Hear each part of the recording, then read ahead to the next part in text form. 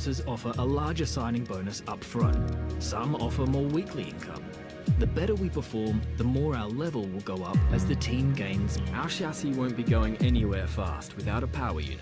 Obviously, the better the performance and durability, the better. But be careful about spending all our cash. We're not much of a team without a second driver. Let's sign a teammate. Here are the drivers interested in joining our team. Look at their stats and pick someone you think can get us good results, as long as we can afford them. Oh, and we renew contracts every few races, so you'll have plenty of chances to sign someone else should the need arise. Looks like we can afford this power unit supplier and teammate. Go ahead and confirm if you're happy. Let's select or edit the livery we'll be running this season. We can add more sponsors to the car as we sign them throughout the year. And don't worry, we can edit our look at any time from HQ.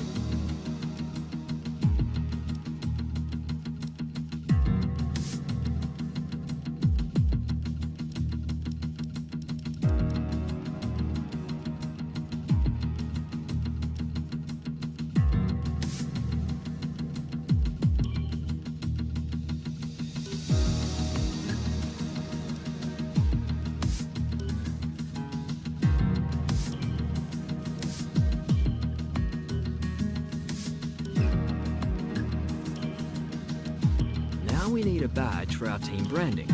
Select an existing badge, edit it, or create. Last but not least, we need to pick team colors for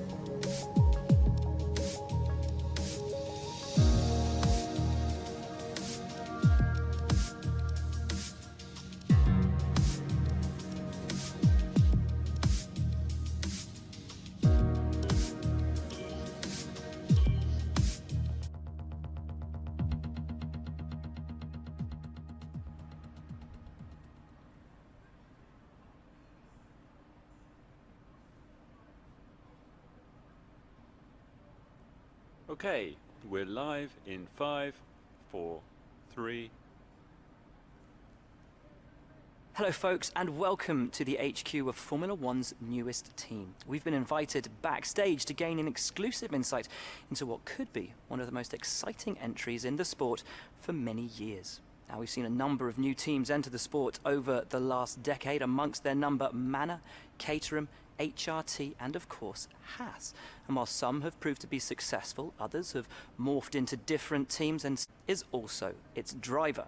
Now, there's a rich history of that in Formula One too. Sir Jack Brabham, John Surtees, Graham Hill and Bruce McLaren all drove their own cars in the sport, but it has become increasingly rare in recent years. What's very special about this team though is that while the team itself is new to Formula One, so too is its driver and owner. Whatever happens this season, you've already made the history books. Tell me, do you feel up to the mammoth task of both managing and driving for a Formula One team?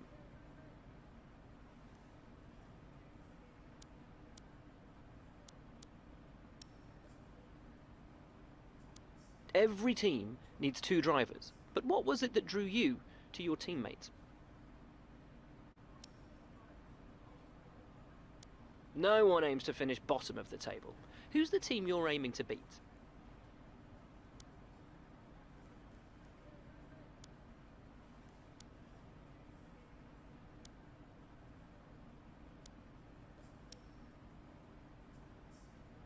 How are you expecting the car to feel out on track?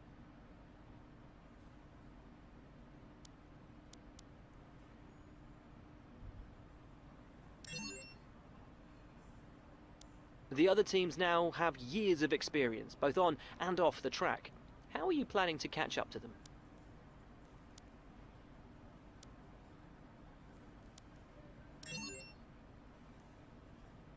Overtaking is a key part of this sport. How have you ensured that your car can take advantage of each opportunity that comes your way? And finally, which of your new departments are you most proud of?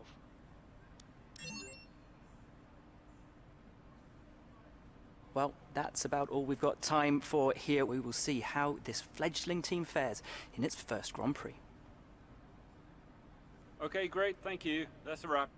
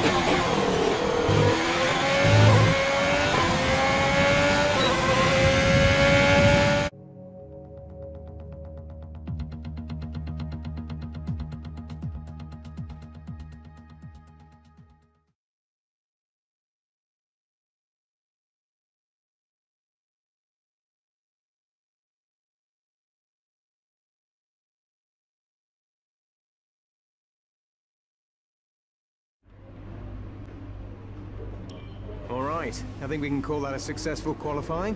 We should be in with a good chance in the race.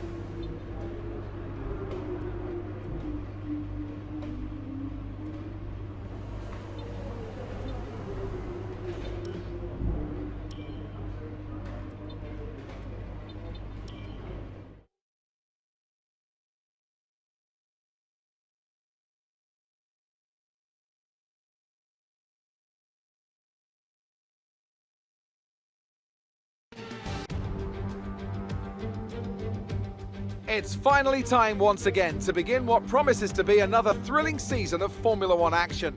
Pre-season times, subject of so much discussion in recent weeks, mean nothing now, as the cars line up to battle it out for points once again.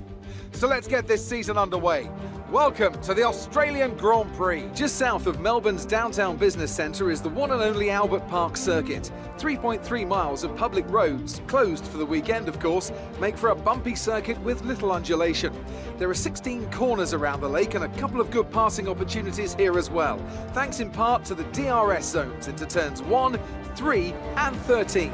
Can Mercedes start with victory in their bid to win a 7th consecutive Constructors' title? Could Ferrari or Red Bull establish an advantage early on? And with 22 cars on the grid, how quickly can the new team find their footing? Well, it's great to be back, Anthony Davidson.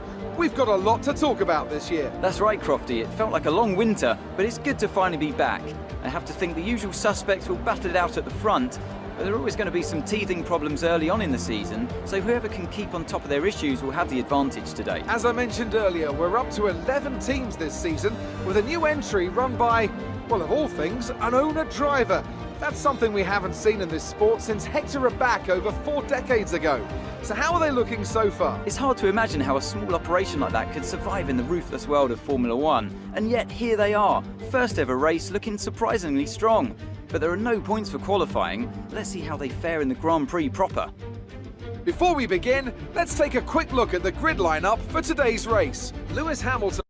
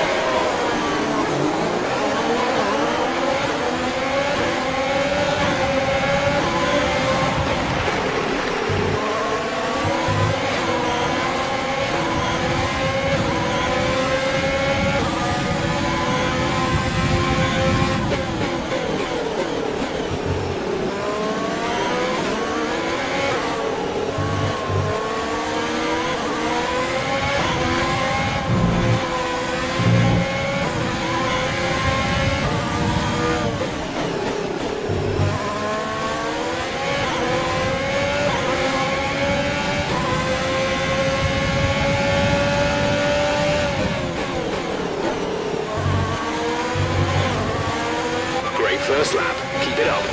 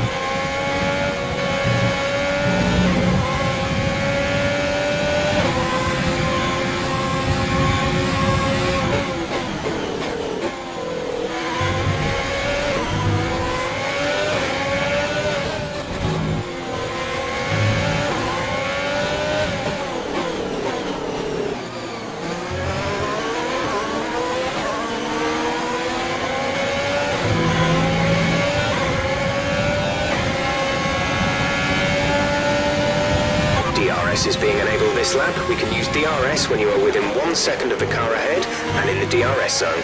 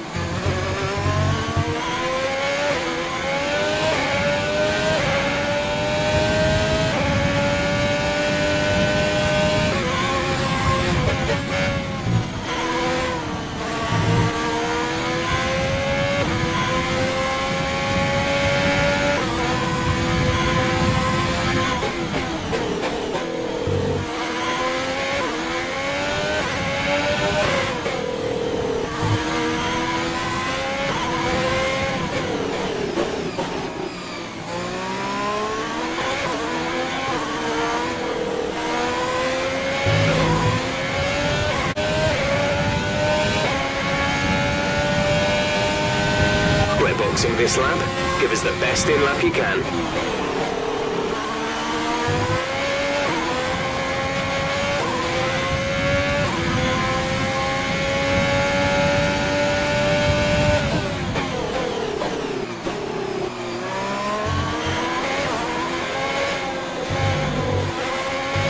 You've been awarded a time penalty for that last incident.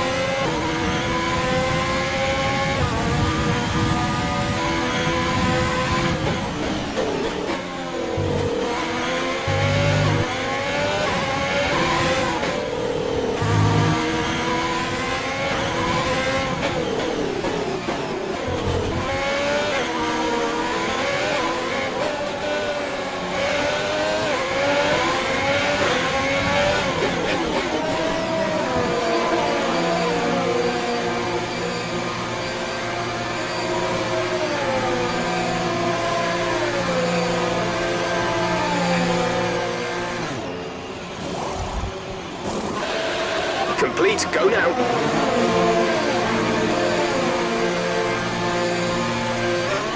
Okay, stay clear of the white line on the exit. We'll receive a penalty for dangerous driving if you cross over into the track.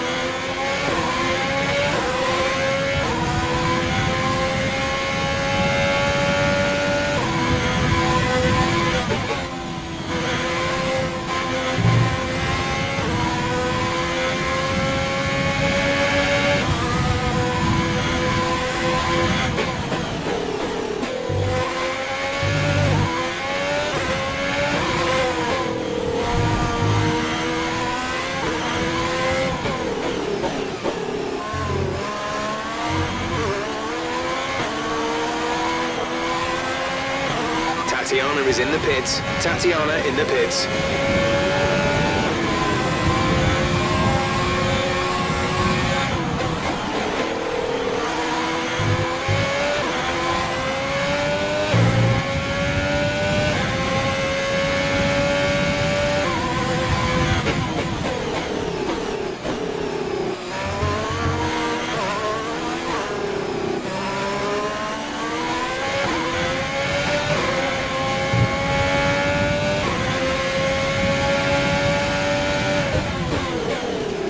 The gap behind us is 1.6 seconds.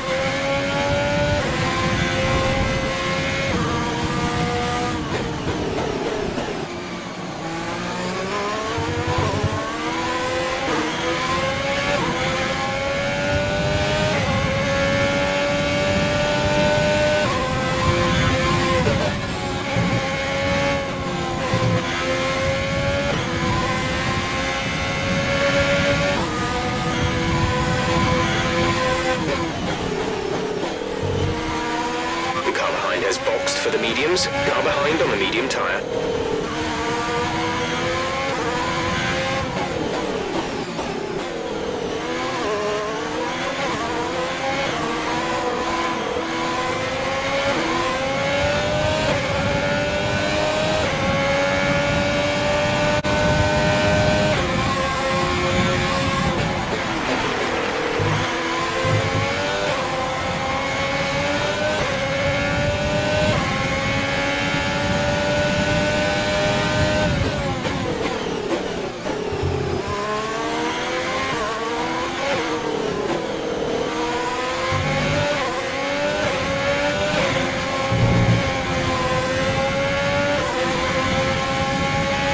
time is looking really good. You're managing it well.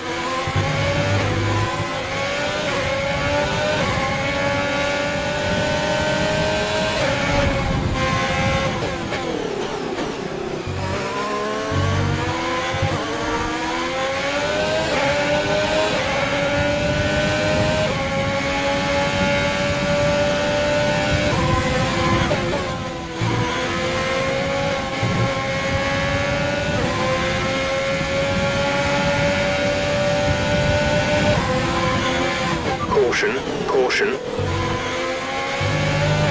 Someone's come off ahead of you. There's a yellow flag ahead. Okay, the incident has been cleared. Let's get back up to racing speed.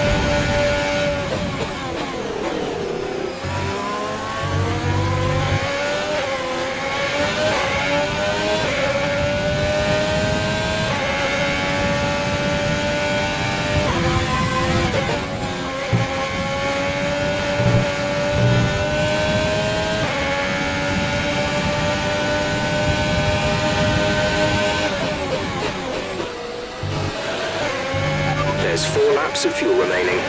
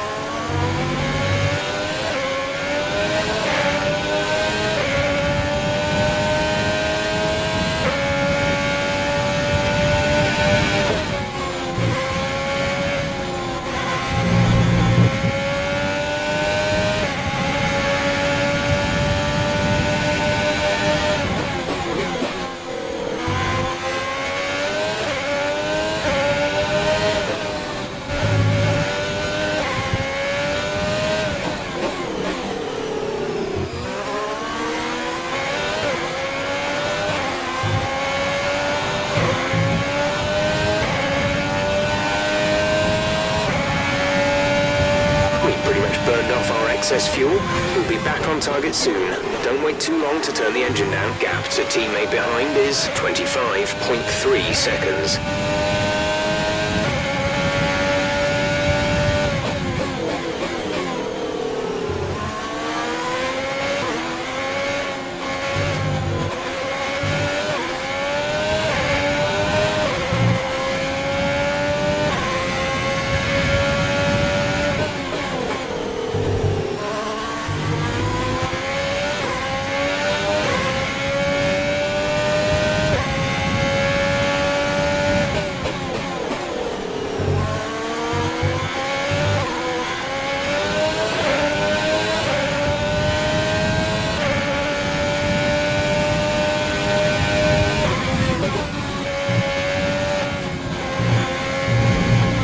Awarded a time penalty. It will go against our finishing time at the end of the race.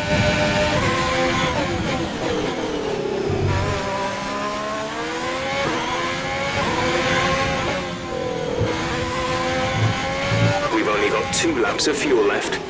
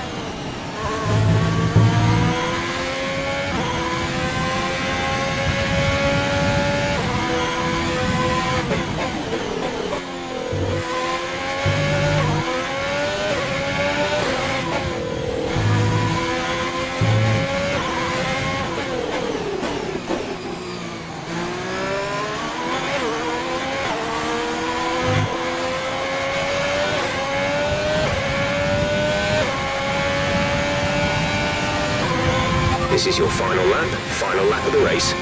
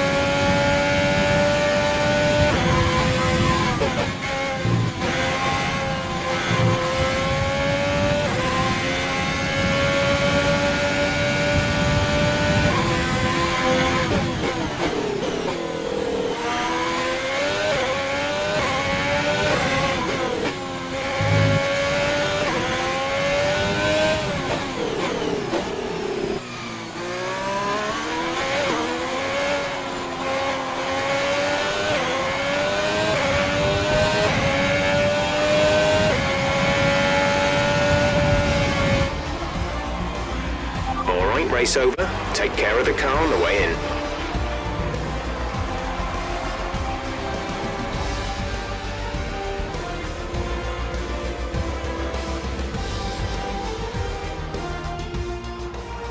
Another superb Australian Grand Prix comes to an end, and it's a thoroughly deserved victory. Tell me, Ant, how do you think they were able to deliver such an incredible result today? I feel like consistency was probably the key today. There's being quick, and then there's being quick lap after lap after lap. If you can do that, you can capitalise on other people's errors without making many of your own. And that's an approach that can push you a long way up the field. Mercedes are on top form once again after an excellent race weekend. It's great to see them up on that podium once again.